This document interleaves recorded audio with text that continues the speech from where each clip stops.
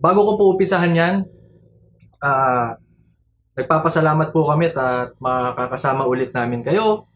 Lalo na ngayon, panahon ng krisis, medyo sama-sama muna tayong matuto dito sa ating yung tinatawag naming webinar.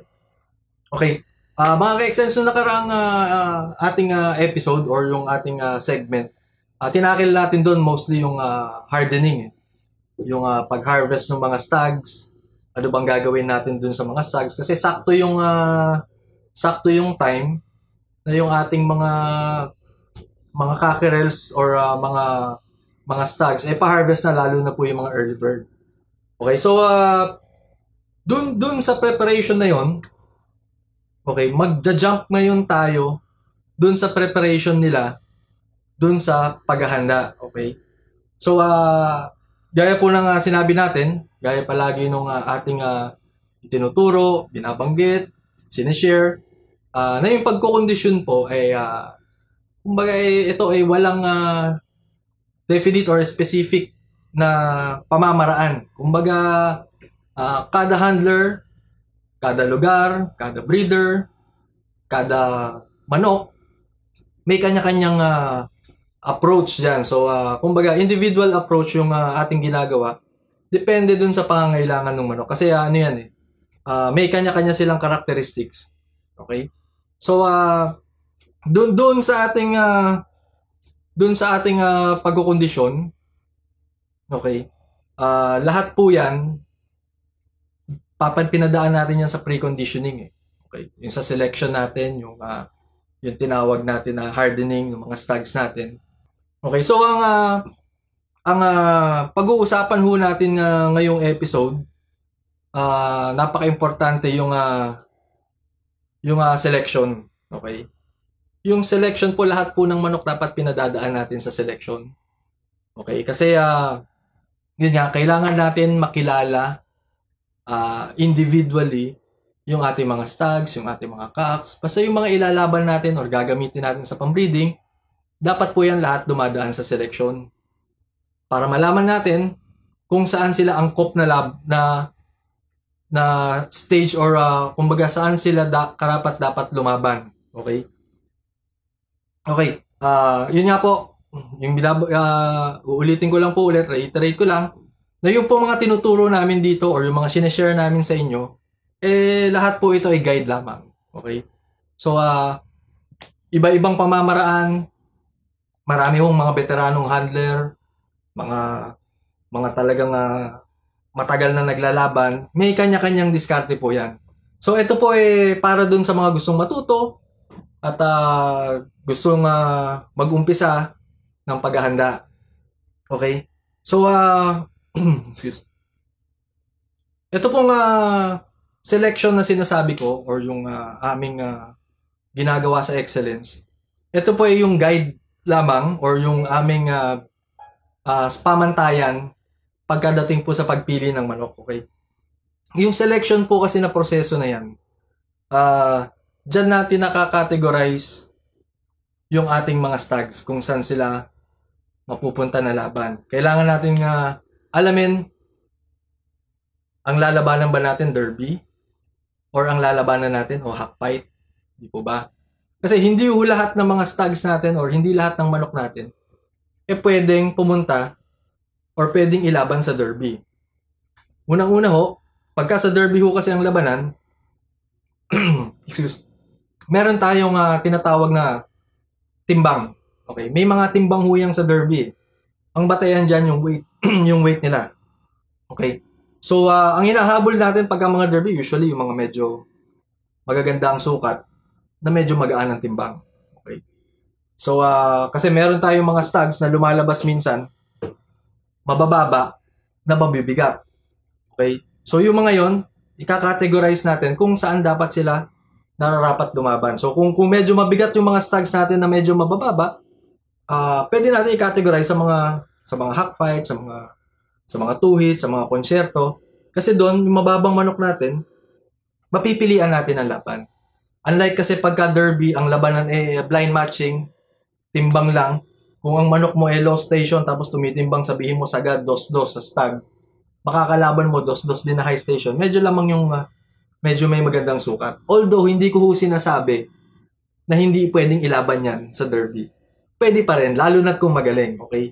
Isa rin pamantayan ko po, pagka ang stag ko ay mas maganda yung balance niya, okay?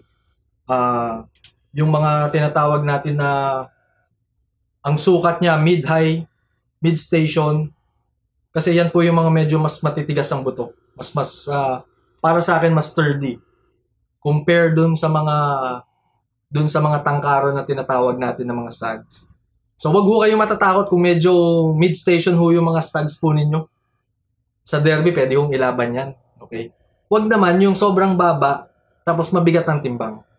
Okay? So doon medyo aragabyado na tayo. At sa sukat, aragabyado, sa timbang, mabigat tayo. So sa pihitan medyo hindi na bumabalanse. Okay?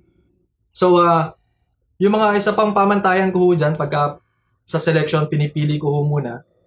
Siyempre, napaka-importante yung mga stags ko, hindi dumaan sa sakit ng araw. Dapat yan, nakilala nyo po yan, or yung kung meron tayong mga nag-handle dyan, mga handlers natin, mga feeder natin sa range, alam yan, tinatantusan nila yan kung sino yung mga nagka-problema ng araw, sinipon ba yan ng araw, siga ba yan ng araw, healthy ba yan nung nasa range yan. So, ginagamit po natin pamantayan yun. Iba kasi ang manok pag hindi dumaan sa sakit, pagdating sa ruwede niyan, kumpleto. Kumbaga, yung kanyang maturity or yung upbringing sa kanya, 100% po, healthy yung manok. Pagdating sa laban niyan, lalaban niyan hanggang dulo. Okay? So, yan po yung mga pinipili natin, yung mga hindi nagkasakit ng araw. Tapos pinipili natin dyan yung mga tama yung edad. Kailangan natin mapili yung husto sa edad dun sa lalabanan natin na derby. For example po, hindi naman pwedeng ilaban, kunwari early bird ho ngayon. Okay? Ang early bird usually mag-start yan mga May, June, mga June, July ang labanan. Okay? Ang ilalaban mo ay yung mga local born mo or yung mga national born mo, yung mga born ng January, born ng February, alanganin. So, aangkop natin kung ano yung edad ng manok natin dun sa lalabanan. Okay? And then, syempre, dapat, yun yung sinabi ko kanina, balansyado yung ating mga manok. Bibigyan ko lang kayo sa mga example na balansyado. Kung makita ninyo, mas gusto ko proportion yung manok. Tama yung haba ng leg, tama yung haba ng katawan, tama yung haba ng legs, tama yung haba ng shank. And then, kung mapapansin niyo, maganda yung tubo ng buntot. Okay? Although, pagdating sa laban, hindi ho basihan yung, meron ho kasi mga lumalabas, payungan, may lumalabas, palingang buntot. Hindi ko na ho ginagawang basihan yon pagdating dun sa mga panlaban. Okay? Basta yan, may talent, ang manok magaling bumato ng paa. Okay? Sa selection, isinasama ko po yan. Okay? And then, dahil nga, basihan natin health, hinahanap ko po dyan sa mga stags ko, yung mga nagbabaga yung mata. Mapupula po yung mata. Okay? Yun yung tingin ko, ano po yun sign yun ng healthy yung ating mga stags. Pulang-pula, red eyes yung mga mata. Pasintabi lang po. Okay, baka may mag-react. Hindi naman ho lahat ng mga stags or yung mga manok or yung mga American fowl pula yung mata. Pasintabi po dun sa bagay may, lalo na kung may dugong oriental yan, so usually hindi ganun kapula yung mga yan, okay? So, wag lang American fowl or yung mga Texas na tinatawag natin na puti yung mata. Okay? Yung mga oriental, walang problema. Light yung mga mata. Okay? Kasi nasa genetics naman po nila yun. Pero yung basihan ko po pagka American fowl yan, at least, minimum ko dyan mga orange. Red-orange ang mata. Okay. So, basihan yon ng healthy yung mga manok natin. And then, hinahanap ko din, mga ka-excellence, no, yung gusto ko sa stag, yung tubo ng paa. Pag tinignan mo siya ng paharap, squalado. Or maganda yung silong. Okay? Usually kasi yan, para sa akin, ang manok, may factor 'yon sa cutting ability ng manok. Pagka medyo maganda yung silong. Tingin ko mas malayo yung nare-reach niya dun sa cutting pagka ganun. Although hindi naman ho lahat. Kasi checkin nyo rin, baka minsan yung mga stags natin manipis pa. Sabihin nyo, sir, hindi naman po eskwalado yung tayo ng manok kasi maimpis pala yung pitcho. Di po ba? So papasok yung paa ngayon ng manok. And then hindi rin ho hadlang or okay lang po sa akin na minsan yung stag ko medyo mas pasok ng konti yung tuhod compare dun sa nakalabas yung tuhod. Okay, yung nakapasok ko kasi ng konti yung paa niyan or yung tuhod, ma-adjust pa yan ng mananari. Lalo na yung mga mananari ngayon magagaling na mag-adjust, magagaling magtari. Kaya nilang adjustin yan. Okay? And then, hahanapin ho palagi natin pagkadating ho kasi sa breeding sa percentage ng breeding natin, usually dyan, lumalabas dyan na mga super or yung mga above average na manok or yung mga alas, at least mga 25% lang. Dun sa production kasi natin, 25% lang dyan ang lumalabas na magaling. Okay? Ang mga sumusunod dyan na 25% ulit, yan ay yung mga above average, tapos the rest dyan regular. So, kailangan natin mahanap yung mga super or yung mga magagaling doon sa flock nyo na yun. For example, nag-produce ka 100 stags. Hanapin mo na yung 25 na best dyan. Okay. Yung 25 na best dyan, yun yung itatabi mo dyan para dun sa medyo mas magagandang competition. Lalong-lalo na yung mga circuit derby, mga association, yung mga national, okay? By average po kasi sa aming style or dun sa experience ko ho, ganun palagi yung nagiging trend. Okay? Sa conditioning ho kasi, yung mga above average na yan, pagka hinanda na i-point ng maayos, gumagaling pa, nagle-level up. So, yung mga above average, nagiging super, yung mga super, nagiging alas. Okay? Tapos yung mga average, nagiging above average, okay? And then yung mga regular, or yung mga bulok na tinatawag natin, bulok na ho yan. Napaka-importante ho na yung pipiliin natin, dapat yung manok may talent. Kahit na gaano ho kagaling ang handler, kahit gaano ho kagaling ang breeder, okay? Ang manok ho na walang talento or mahina, hindi magaling, hindi na ho yan gagaling. Para sa akin ho yun. Para sa akin ho yun. May mga bloodlines kasi na hindi naglalabas na magagaling. Let's say, nag-breed ka ng sweaters.